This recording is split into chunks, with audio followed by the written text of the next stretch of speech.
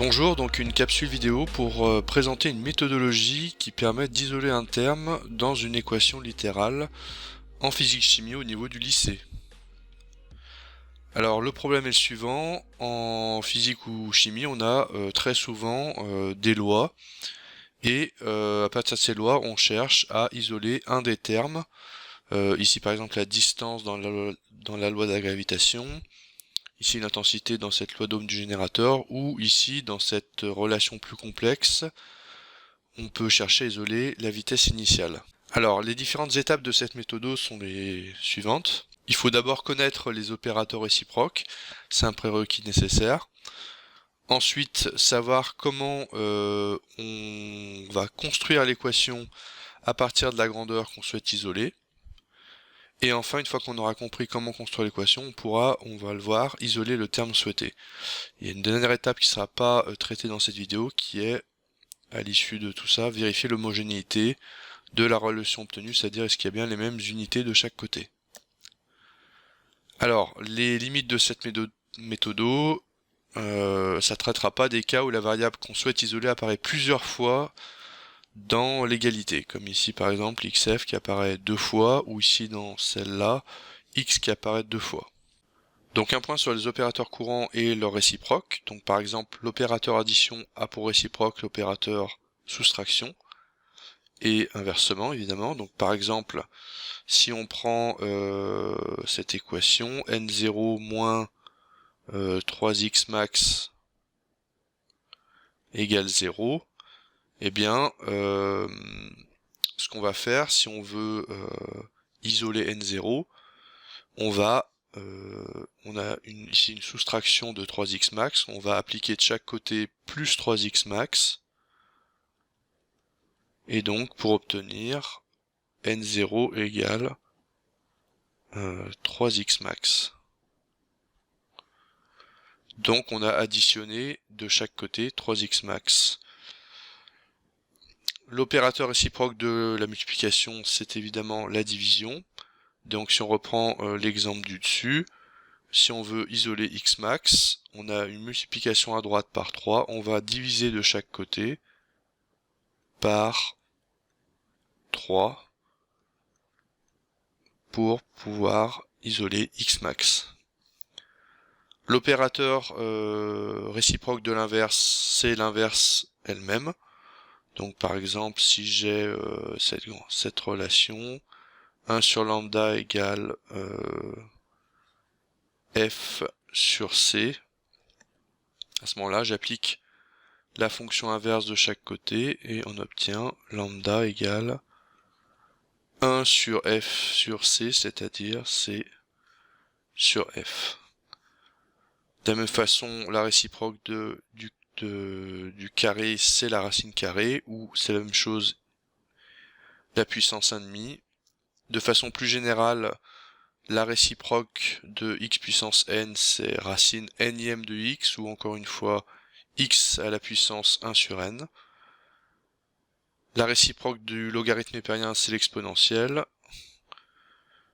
La réciproque du logarithme décimal, c'est 10 puissance x. Donc on peut donner un exemple. Si on a par exemple h égale 10 puissance moins ph, alors on applique donc la réciproque de 10 puissance x, qui est donc log de x, pour obtenir donc log de x égale moins ph. Et enfin, les réciproques des fonctions trigonométriques, ce sont les fonctions arc cos, arc sin ou arc tangente. Donc la deuxième étape de la méthode, ça consiste à vérifier qu'on est bien capable de reconstruire la formule à partir de la grandeur à isoler. Donc on va prendre l'exemple de cette loi, U égale E moins RI, et on cherche à isoler I. Donc on va partir de la grandeur à isoler, I, et on va essayer de reconstruire la formule pour arriver à U, c'est-à-dire à E moins R fois I. Donc ce qu'on voit, c'est que la première chose à faire consiste à multiplier par moins R. Et on obtient donc on passe de I à moins R fois I. Et ensuite, pour arriver à U, ce qu'il va falloir faire, deuxième étape, c'est additionner grand E, et on va arriver à E moins RI, c'est-à-dire à U. Donc maintenant qu'on a compris ça, on va pouvoir voir qu'il faut faire exactement le chemin inverse, entre guillemets, pour pouvoir isoler le terme recherché. Donc, nous ce qu'on veut, donc, c'est isoler I à droite. Donc ce qu'il va falloir faire, eh bien, c'est, dans un premier temps, si on part de U, c'est soustraire E. Donc, on repart de cette égalité, U égale E moins RI. On soustrait E, donc, de chaque côté.